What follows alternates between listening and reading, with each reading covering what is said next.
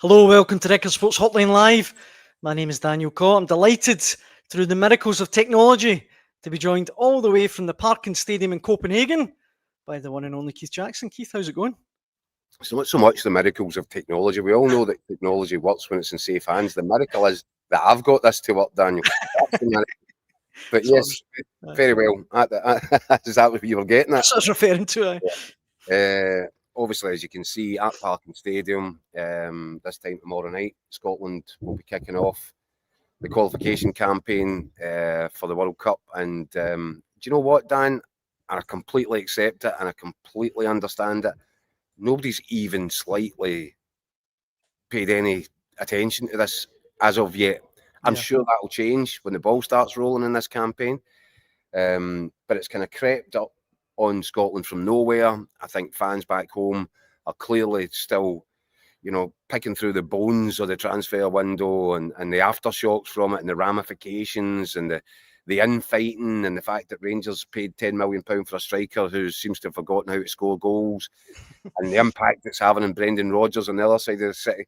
So, I totally understand the focus, but guys, you really need to understand how important things get from tomorrow night and how different this World Cup qualification campaign is going to look like. It's 3 rounds of fixtures. Well, the thing is, Keith, it's the World Cup starts in 10 months. Yeah. So ordinarily, we're used to having World Cup campaigns that seem to last about a year and a half. Aye. This is over 3 rounds of fixtures, 6 games.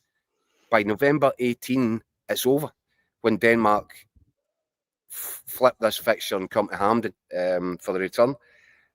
So it's rapid. There is no room for error. There's no time to ease yourself into this either.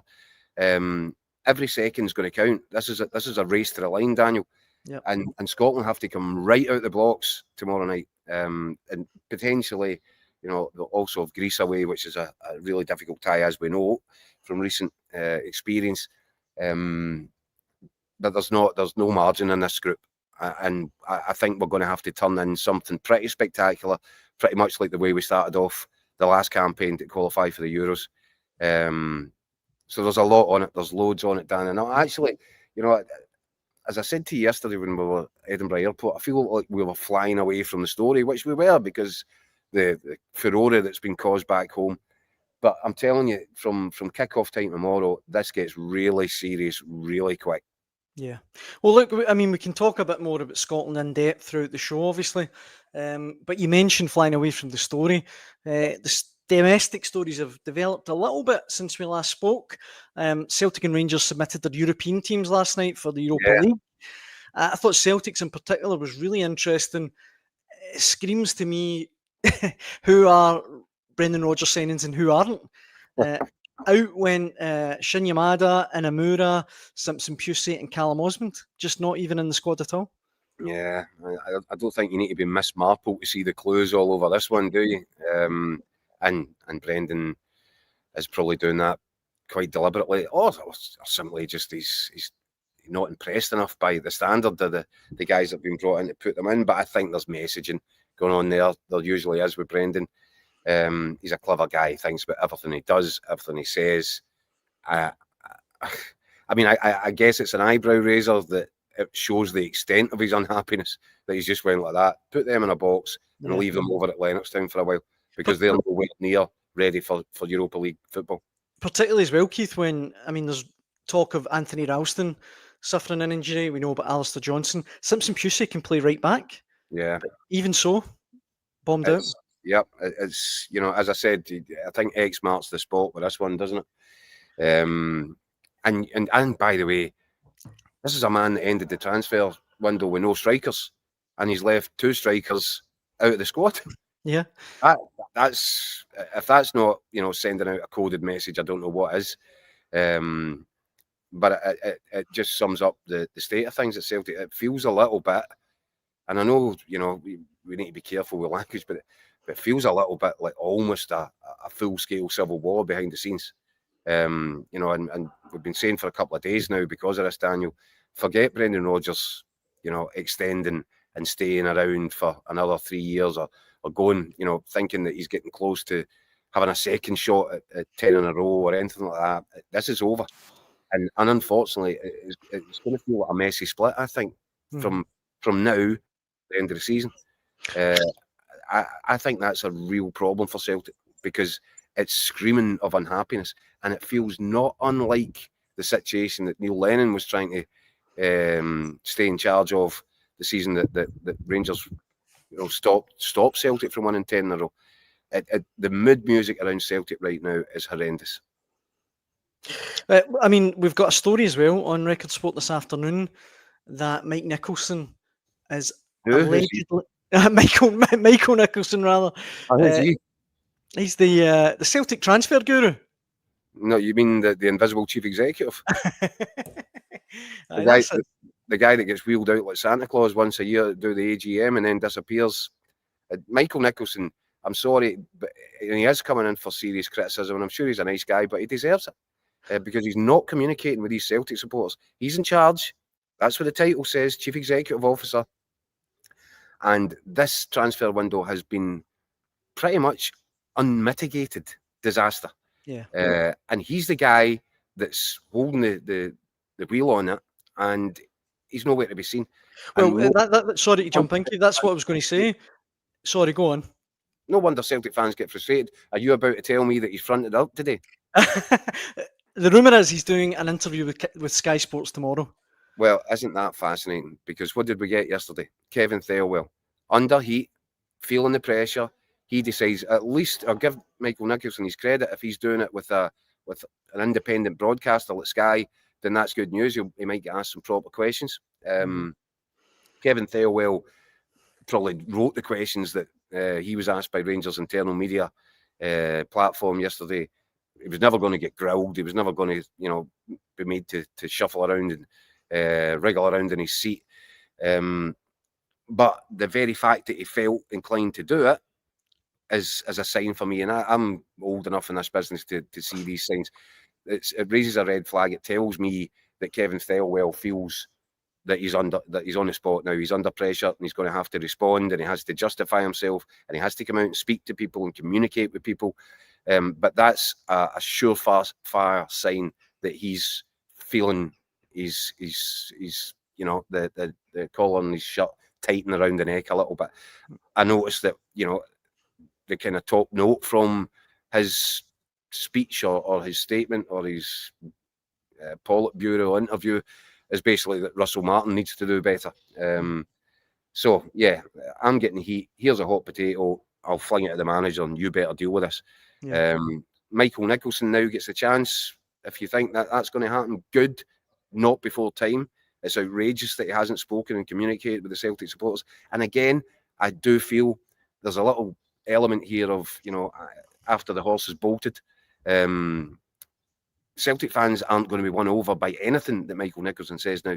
Maybe if he'd tried communicating a little bit earlier, then they might have been able to understand or seen it from a different point of view, or maybe, be given an insight into why these deals were falling over, what happened with who. For example, we saw on transfer deadline day, the move that Celtic were making for the Chelsea striker. David Fofana. And what I've heard over the last 24 hours is that it wasn't Fofana that pulled the plug on that and chose Charlton over Celtic. It was the other way around, that Celtic made an initial inquiry after doing their due diligence, had concerns that he might not be the right fit, and they pulled out of that one at the 11th hour. Now, I don't know if that's right or if it's not, or if maybe somebody at Celtic is wishing to get that out there. I'm not sure, right? And it'll be interesting to hear what Michael Nicholson said. But it's a perfect example of how to control the narrative. We're in the newspaper game. We're in the stories game.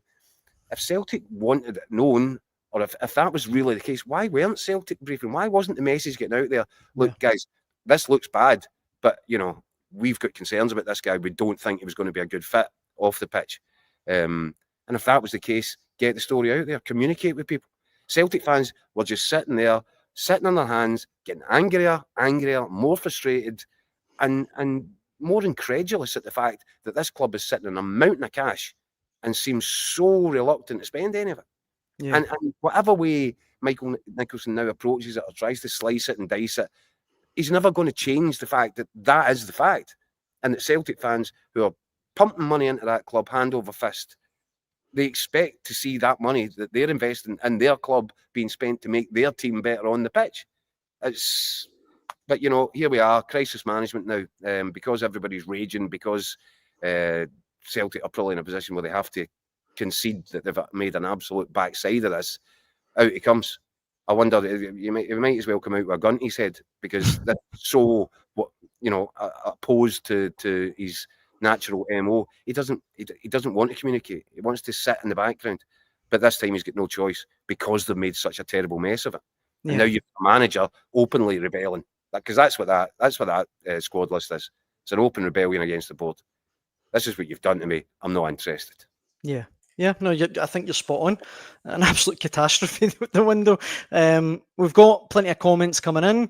If you're watching at home, you want to get involved, not just in Celtic Rangers or your club, Scotland as well. We will talk about Scotland and their massive clash with Denmark tomorrow night. Let me throw a couple of these comments. I know, Dan, I've just spent the first 10 minutes on here telling you how important this is out here. Can everybody just turn their attention away from the bonfire in their own back garden and take it over? Because this is going to get really important. Aye, I know. Well, there's a couple of comments about Celtic I should throw at you. David says, Pusey allegedly refused to play for the B team to get match fitness. Don't know if that's true, obviously. Hoopsaholic says, Yamada was the only one that might have made the European squad, but he hasn't done a thing to show it. Marzuno says, the squad is either deliberate downsizing or incompetence. Both are equally bad. David Gray simply says, go on yourself, Keith, telling it like it is. And once again, Marzuno says, I'm beginning to think Paul Tisdale isn't a real doctor. I wouldn't want to get diagnosed by him if it was. That's a very good point, eh? Listen, it is a shambles. There's no other way. There's no way of sugarcoating it, dressing it up. And I say that as a guy, and how many times, and people were calling me out, and they're rightly so, Daniel, because I said consistently, look, Celtic will spend. Everybody needs to calm down a little bit. They always spend. They will spend significant sums because they always spend significant sums. And this summer they've just decided, I can't be bothered with it. And it almost, do you know what? If you were looking at it with a sort of an old head and a cynical eye, it actually starts to feel like they're almost goading Brendan Rodgers. They're almost jabbing him in the ribs with a stick. And it's incomprehensible. And it's created a really, really miserable backdrop for the season ahead. And when, as we were saying the other night, had this gone straight into, we were going straight into another SPFL Premiership weekend, you can imagine what the press conferences would have looked like, would have felt like. The bad blood, the angry questions, or the angry answers, the difficult questions, and the fans simmering. The fans would have been desperate to get inside the stadium. Anger levels are up there. I actually don't think that they're going to subside all that much by the time we do get back around to business.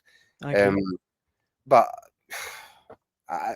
why Celtic have done that to themselves, I just can't understand it. And I know that people will say sometimes deals fall through, and yes, they do. But see, when they do, if you're doing your job right, well, that one's fallen through. We've got this one over here. Press the button on that. That's what a competent, properly run club does. Yeah. That's what Celtic would usually do. They are a competent, properly run club who, for some reason, have had an absolute brain melt this summer. And that's why you look at it and say, are they actually trying to test Brendan Rodgers' patience?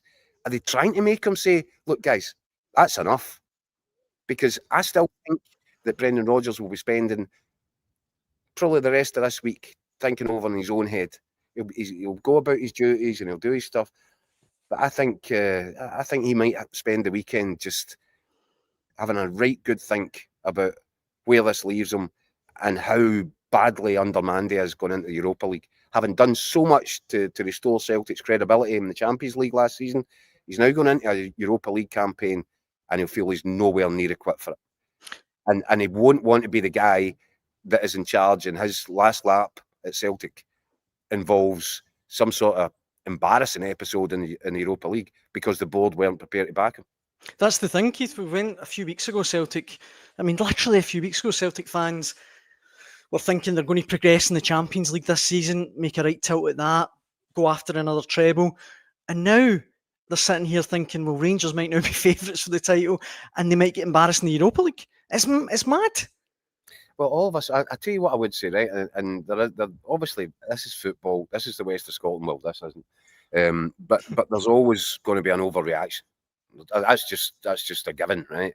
But I think what you could say and what would be reasonable to say is that all of a sudden, a 6-point gap for Celtic at the top of the table doesn't feel as big as it did before the window shut. All of a sudden, that 6 points, you're thinking, that's a couple of results.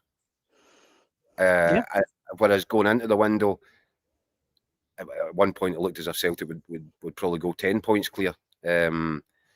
League over, effectively.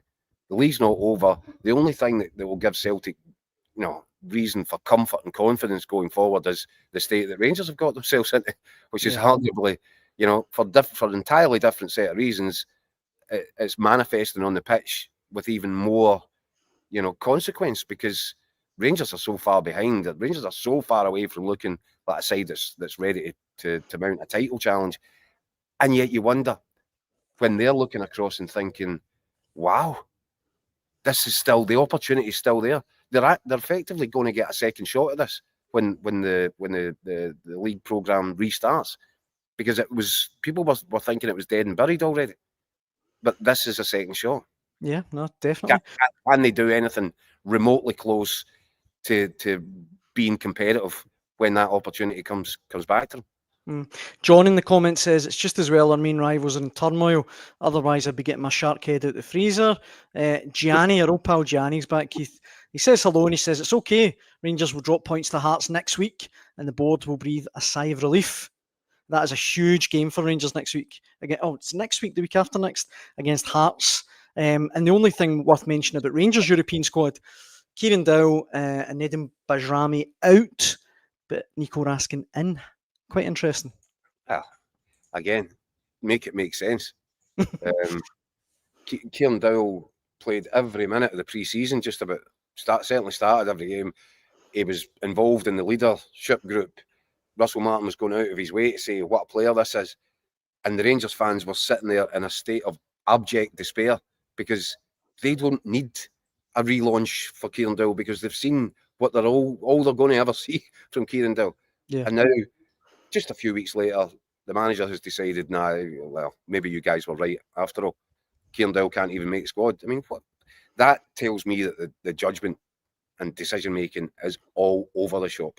And of course, perfectly example being the Nico Raskin situation, where guys not trusted, not allowed, told, banished from the stadium for the biggest game of the season, a game with so much on it. He wasn't even allowed to come into the stadium, and now he's in the Europa League squad.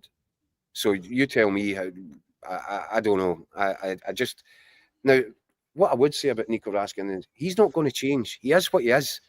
And I think that Barry Ferguson would probably say he's a challenge. This boy's a challenge. But I think Barry Ferguson loved the fact that he was a challenge. Mm-hmm. I think Barry Ferguson relished the fact that you need to sit down with him. This boy's got a bit of an attitude. He thinks he's a player. And here we have a full, frank conversation about what's required.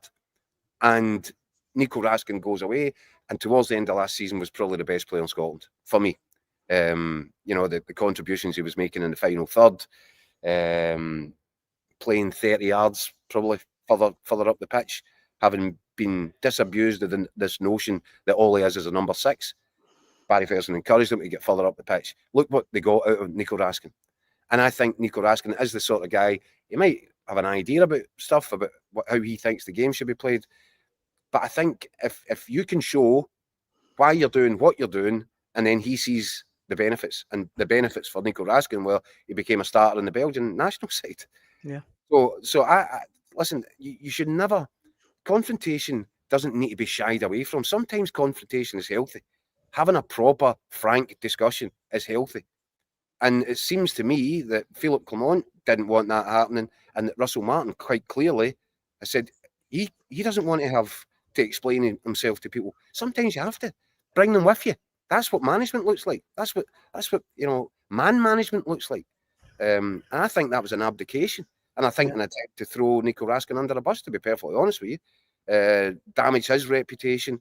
Well, it backfired because, as I said, after that Old Firm game, Daniel, the loudest I heard the Rangers fans sing all day was when they were chanting Nico Raskin's name. Yeah, absolutely. So they know who they're backing, and maybe that's made Russell Martin stop and think that is he making a bad situation for himself even worse by falling out with a guy that he's not going to win a popularity contest with the Rangers supporters. So maybe this is a shrewd step back. But I tell you what, now you've got to sit down and have the conversation that you didn't want to have. And you better make it a good one. Yeah. And you better say all the right things that, one, tell him who the boss is, but two, get him playing. Because Rangers with Nico Raskin playing and playing well are a far better team. And they might just have won that last Old Firm game if Russell Martin hadn't shied away from that confrontation in the first place. It's crazy. The whole thing's crazy, Dan. In the comments, AJSC Tech, who's a Celtic fan, says, I can say this now, but Ferguson would have signed wise Scottish signings who understand his management and personality. I'm glad Rangers didn't keep Ferguson. This one as well. Andrew says the Rangers Euro squad smashes that. Martin might not be the manager going forward. One more bad result and he's out. His interview after the Celtic game shows he's told to get it together quickly. I mean, on Rangers, Keith, he needs to bring Raskin back in, doesn't he? Of course he does. He's going to have to park his ego to do that. And Nico Raskin's going to have to park his. But do you know, sometimes these things happen. Look at me and you, Dan. We fight like cats and dogs behind this. That's it, aye. Before I win, and then we do what I say. We've trashed the studio a few times with our artistic differences. But yeah, look, they need to get it right. And Russell Martin is running out of time, and you've already flagged it up, Daniel. Hearts at Ibrox, first game back. Where are we? This is Thursday, so a week and Saturday. Is it a week and Saturday? A week and Sunday? I think so, yeah. That game has a potential thermonuclear feel to it because Hearts are sitting at the top of the table, 6 points clear of Rangers, and because Derek McInnes is the manager, and the Rangers fans for some reason kind of love to hate Derek McInnes, obviously extending back to the period when he was offered the Rangers job and then accepted the Rangers job and then backed out of the Rangers job after speaking to Dave King for 10 minutes, which, by the way, was good judgment. So all that history, I think the Rangers fans, I think there'll be there'll be another layer of anger attached to it if Derek McInnes brings this Hearts side to Ibrox and they get away with a result. And by a result, I mean a win. Because I think if you were a betting man, you would look at that right now, and of course you'd bet Hearts to win it. Well, Hearts could go 9 points clear of Rangers on it. And it's on Saturday the 13th, the game week on Saturday, incidentally. But, I mean, massive game for both clubs. Absolutely huge. Oh, it's huge, and for both managers. Yeah. Derek McInnes is in there now. He's you know, I think Derek McInnes, and you know that I think that he was unfairly treated by Aberdeen, and I know that the Aberdeen fans had enough of him by that point, but and I listen, they will probably point now to the Scottish Cup that was delivered a few months back as proof that was the right thing to do. Aberdeen are on the slide just now. They've made some brilliant signings before That's what I was going to ask you about, Keith, the signings. I mean, Stuart Armstrong, Carlson, and Nisbet. I love it. Brilliant signings. But I think do you know the honest truth, Daniel? I believe it's an unhappy dressing room. So all the good signings in the world won't make a difference if the working environment, the environment behind the scenes is not a pleasant one to be in. We've seen this time and time again. I hope for Aberdeen's sake that these signings work because I'm really impressed by them. Who wouldn't be? That's really it shows a lot of ambition. Mm-hmm. But if the working environment's not right, it's not going to get any better. So we'll see on that one. No. Why was I talking about that? I think we were just talking about the potential challengers, but maybe it's time for us to talk about Scotland. First of all, Singing the Blues says, is Keith not taking his final boss chain to Denmark? Can you confirm whether or not that's with you? No, Daniel, again, this is a conversation that me and you had, and I clearly wasn't allowed to take it. So exactly. I'm just reminding you. It's been burnt. The whole outfit's been burnt. We've got a few comments. my accreditation chain on. That's the only one you need. We've had a few comments saying that there's one man Denmark, Scotland should look out for in the Denmark team, and it's Kasper Dolberg. I mean, that would be peak Scottish football, Wouldn't it? if he has a wonder game tomorrow night. Wouldn't it? In fact, my colleague Scott McDermott, he was taking care of the Danes. They had a press conference earlier this afternoon, and I think Scott was lobbying hard with the Danish PR department to see if there was any chance that they could get Dolberg put up to speak to the Scottish press, because that would be a very interesting story to tell. But again, with that one, I think the information out of Celtic, Daniel, is that they felt that they'd done everything they could possibly do to get that deal done, but that Dolberg possibly knew through his advisors from a few days out that Ajax might happen. Then I think there was an injury to one of Chelsea's strikers. Liam Delap. Delap gets injured. That sparks a chain of events, a dominoes, and the end result, this one doesn't go, that one goes there, this one's blocked. Nicholas Jackson goes to Bayern Munich, and Ajax lose a striker they weren't expecting to lose, and they make the move. I don't know how much I believe, because to pin it all in one injury, you would have to say that was just a set of circumstances that couldn't have been predicted. But if the other side of the coin seems to be that Dolberg knew from some time out that there was a high possibility that Ajax was on the cards for him, then that would sort of pour cold water on the theory that this was just, a Lemony Snicket's chain of events that couldn't possibly be Celtic. determined. Yeah. I think the truth will probably be somewhere in the middle of that. Your loyal Muppet in the comments says, can I get Keith's prediction for the Scotland result so I can bet on the opposite? That's a bit harsh. But I don't think fans. You're confident of getting a result tomorrow, aren't you, Keith? Do you think we'll do the business in Denmark? I might be the only one, Dan. I might be the only one, and I'll probably end up looking stupid. It wouldn't be the first time. But I look at this squad, I look at the players that we've got. I feel there's a little bit of pessimism around it just now, in terms of the public, in terms of even my colleagues travelling out here. And I know that, the results haven't been great over the period, but I'm telling you now, Dan, see, every time these boys step out onto a pitch, when there's something at stake, they're a different animal. I look at Billy Gilmore, I look at Scott McTominay, John McGinn. I'm thrilled that we've got Ben Doak back. He has to start. I'm really delighted that Aaron Hickey looks a certain starter now. He would have started in my team anyway, but with Tony Ralston withdrawn through injury, you think Aaron Hickey's an absolute shoe. And I just see good quality players in every position. And more than that, this isn't like watching the traditional Scottish national side, where they would come to a place like this. It would be all hands on deck. It would defend the penalty box. It would get your big centre halves to get their head on anything that comes their way, launch it up the park, try and win a second ball, a free kick, a corner, to try and put that. Those days are gone. This is a Scotland side with the quality to come to places like this, and this is an excellent Denmark side, by the way. Not underestimating them in the slightest, but I still believe our boys can go out onto that pitch and control the game. Not survive in the game, but control the game for long periods, because we've got the technical ability to do it. We've got players that don't mind receiving the ball in tight spaces and trust in their teammate to put their, to return the pass, even if he's going to get somebody up his backside. Scotland are a different team. They've got boys in there that could, they wouldn't lose the ball in a telephone box.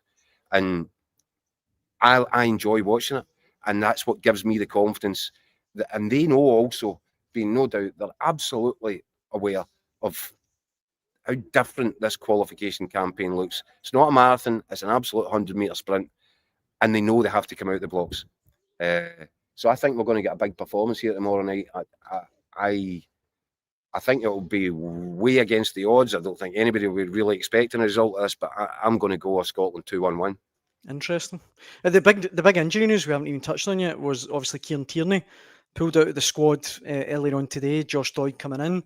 I mean, what do you think of Tierney's withdrawal? I think it's a problem for Celtic.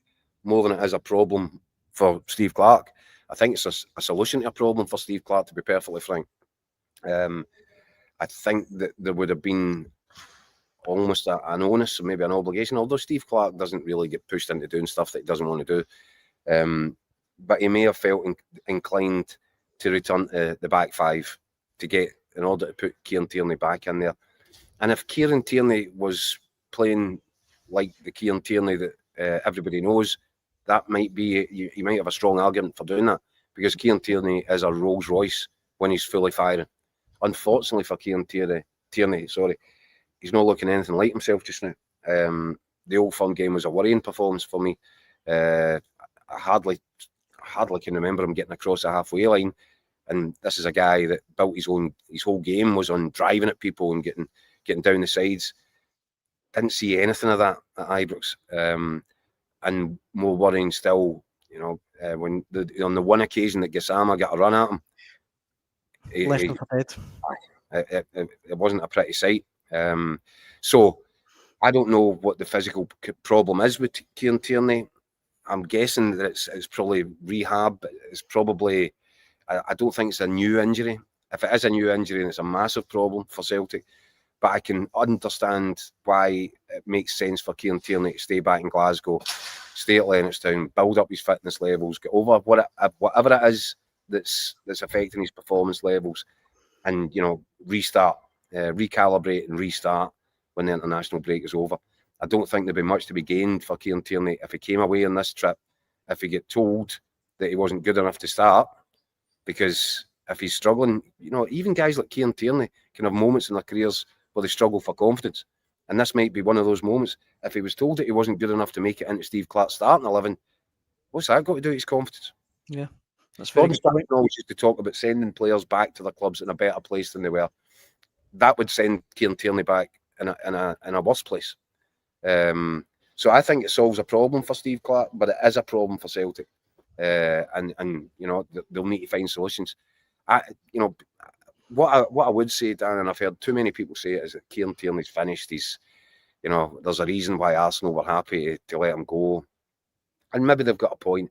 But for me, I look at his age, I look at he has missed a lot of football, and I look at the examples spanning back years and years of guys who did have problems with injuries, but actually added it on at the end of their career and became better, all the better for it. Yeah. I think Kieran Tierney's going through a difficult period, but I think people that are writing him off as damaged goods, I think that they're a bit hasty there. I think very premature. Kieran Tierney has got time on his side. If there is something physically that's affecting him, then get it sorted. Do whatever rehab needs done in Lennoxtown in the gym or whatever. I think this is a really difficult period for him, but I'm the last guy, because we all know how good Kieran Tierney can be when he's at his best. He's just not at his best. Yeah. But it's not.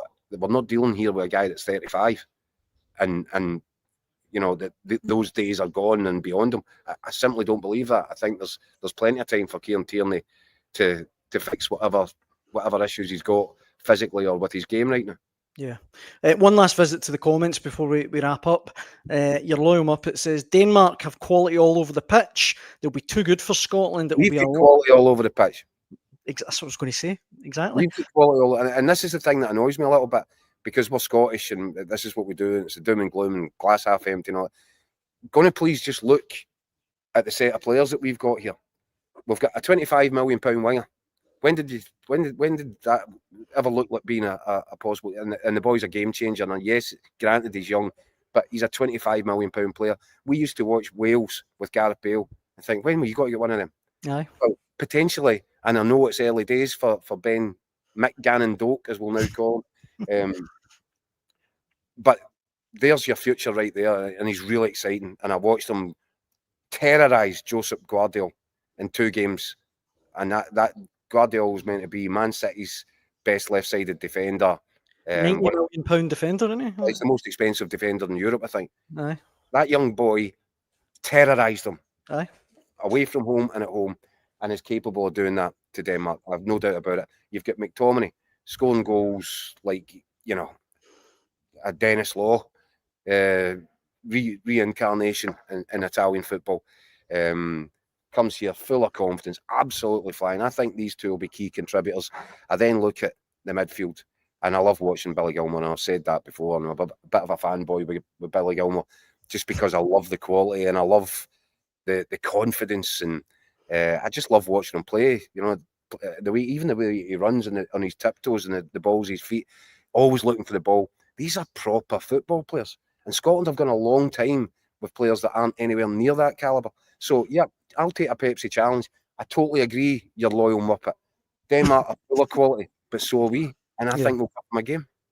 Brian says, I hope Scotland do well tomorrow. Obviously, we need a result to cheer everyone up. And Mark in the comments is asking, will Greg Taylor start? And that brings us to your team, Keith. I mean, how would you line up if you were Scotland manager? And how do you think Steve Clarke will line up? If Greg Taylor starts, Mark, that means we're not playing our captain, Andy Robertson. Exactly. Yeah. And Steve Clarke, I listen to what he said. He's absolutely right. It's early in the season. Liverpool have got loads of games. They're bedding in Kerkez into the system and into the team. And yeah, maybe at this moment in time, he's Liverpool's first choice. Andy Robertson will get loads of games. I think he's been made vice captain of the club, which shows his importance to the squad. He will play plenty of football this season, and it won't affect him at all at this early stage that, you know, he's missed a couple of games or hasn't started a couple of games. So Andy Robertson is probably the first name in the team. He's your captain. Why wouldn't he be? So no, Greg Taylor, I would doubt very much that he's going to get the nod at left back. I think I'm going flat four. I'm going Aaron Hickey. I'm probably going to go Hanley and Suter at centre half. And I do want them to just stick their heads on everything that comes their way. I think we're going to have to go with Angus Gunn in goal. And when I say have to, I feel that his confidence has been better. And obviously he's had a difficult summer trying to get a new club. I don't think he's played much football, but I think he'll have to be the first pick, I would have thought, in goal. It's a difficult one. You've also got Liam Kelly there. So difficult choices to be made, but I think Angus Gunn will probably get the nod from Steve Clarke.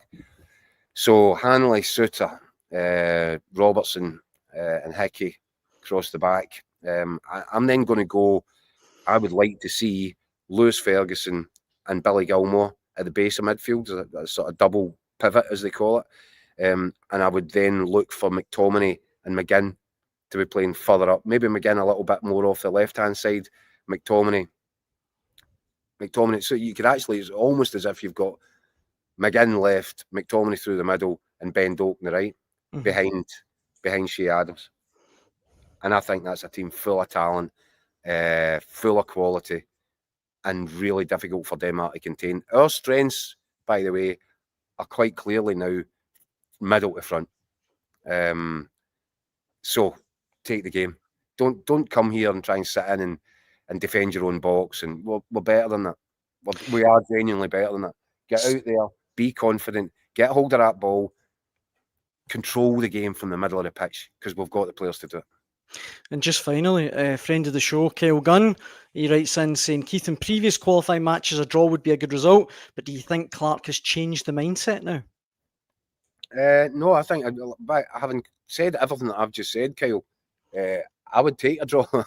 I'm not unhappy with a draw. See, in this group, especially against Belarus, you've got to win your 2 games. You need 6 points. If you don't take 6 points for Belarus, you don't deserve to go to a World Cup. So that's that game over. So forget about that. But in the others, against Denmark and Greece, if you can take a point on the road and 3 points at home, you're going to do. You should be fine in this group. It's a really treacherous group. That would be a formula that works. I've just got this sneaky feeling that we're going to get off to an absolute flyer, similar to what we did in Oslo. When albeit it was the late show on that day when we got 2-1 win in Oslo against Norway. I've just got a feeling there might be something for us out there tomorrow night. I'd take a draw. I'd take 4 points from 6 from the opening 2 games. Absolutely, I would. And I'm sure Steve Clarke, if that's how it ends up, I'm sure he'll be satisfied with it. But I think there might be something more for us, and I think we can get off to an absolute superb start by getting 2 wins under our belts and getting the early momentum. Because as I said, Daniel, Forget about these long campaigns that seem to last a season and a half. We will know the end of this group by November the 18th. You've got 3 sets of double headers over the space of a couple of months, and we'll know if we're at a World Cup or not. So you just cannot expect to stumble out of the blocks and recover in time. It's not going to happen. You're going to have to come out of those traps flying from minute one.